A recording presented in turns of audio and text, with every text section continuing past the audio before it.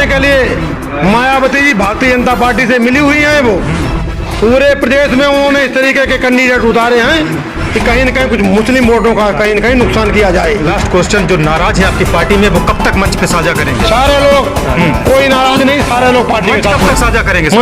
नमस्कार, एक बार फिर से स्वागत है आपका डीवारा न्यूज चैनल में। मैं हूं आपका दोस्त दानिश।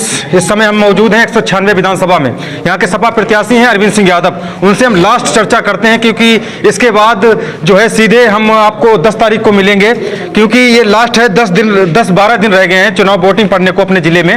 तो चलिए उनसे लास्ट ओपिनियन लेते हैं, किस तरीके से प्यार मिल रहा है विधायक जी। आप लोग देख रहे हैं जिस तरीके से विधानसभा छिबरामऊ के बुजुर्गों का मेरे ऊपर आशीर्वाद है, और नौजवान इस चुनाव में जिस तरीके से बहुत जोश के साथ अपनी भूमिका को अदा कर रहे हैं, आप देख रहे हैं। इतने चुनाव हमने लड़े, खुद चुनाव चौथा चुनाव मेरा विधानसभा का है, और इससे पहले कई चुनाव हमने विधानसभा के विधायकों के और सांसदों को लड़ाने का काम किया।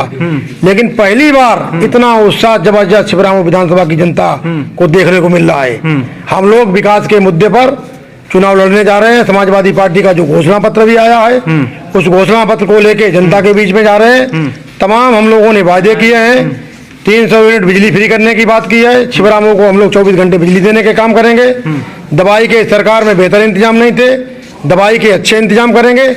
व्यवस्था कुल मिला के छिबरामऊ विधानसभा का जो विकास रोक दिया भारतीय जनता पार्टी की सरकार में, यहाँ की विधायिका के द्वारा पूरे 5 साल के कार्यकाल में यहाँ की विधायिका ने विधानसभा छिबरामऊ में ग्रामीण क्षेत्रों चाहे वो शहरी क्षेत्रों एक भी विकास की एक भी योजना शुरू नहीं कर पाई है।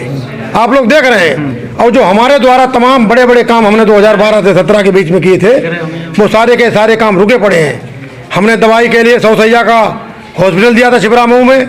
कोरोना और डेंगू जैसी बीमारी पे वहाँ पर डॉक्टर दवाई का भी इंतजाम नहीं सरकार ने किया। गुरसाहिबगंज में भी हमने 50 बेड का अस्पताल दिया था। बिजुगढ़ में 30 बेड का दिया था हॉस्पिटल, वहाँ भी डॉक्टरों का इंतजाम नहीं हो पाया।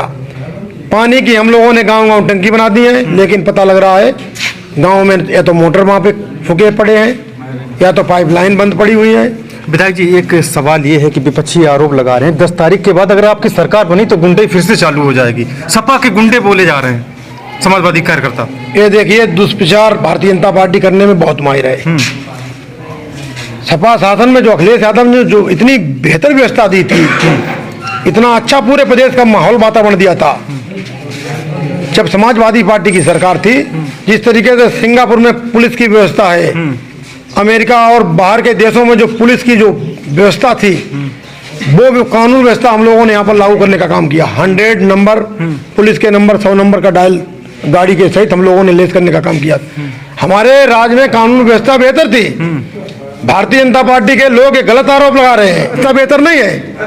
केवल ये विकास की बात नहीं करेंगे, ये धर्म की बात करेंगे, हिंदू मुसलमान की बात करेंगे, शमशान कब्रिस्तान की बात करेंगे, गंगा और गौ माता की बात करेंगे। ये लोग ये विकास की बात ही नहीं करेंगे। इन्हें चिंता नहीं है किसानों को बिजली मिलनी चाहिए, खाद की बोरी मिलनी चाहिए, उसके रेट कम होने चाहिए।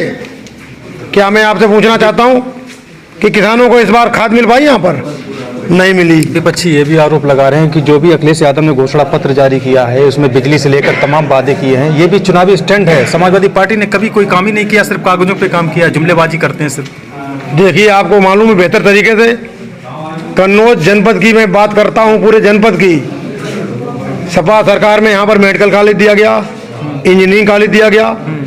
पूरे जनपद में रोडों का जाल बिछाया हमने, खासतौर से छिबरामऊ विधानसभा की बात कर रहा हूँ। तालेग्राम ब्लॉक में हर गांव को पानी की टंकी हमने दी, दवाई के अच्छे इंतजाम किए हमने। गुरसाहिबगंज में रोड बस अड्डे का हमने शिलान्यास किया।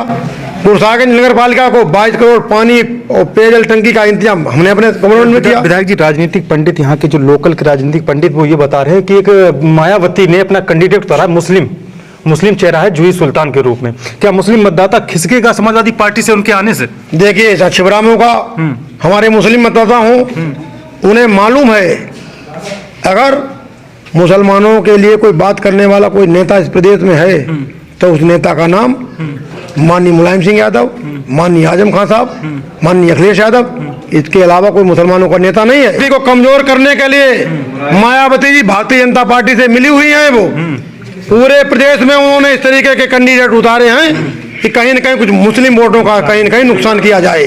भारतीय जनता पार्टी और बहुजन समाजवादी पार्टी भारतीय जनता पार्टी से मिली हुई है, उनका अंदर से गठजोड़ है।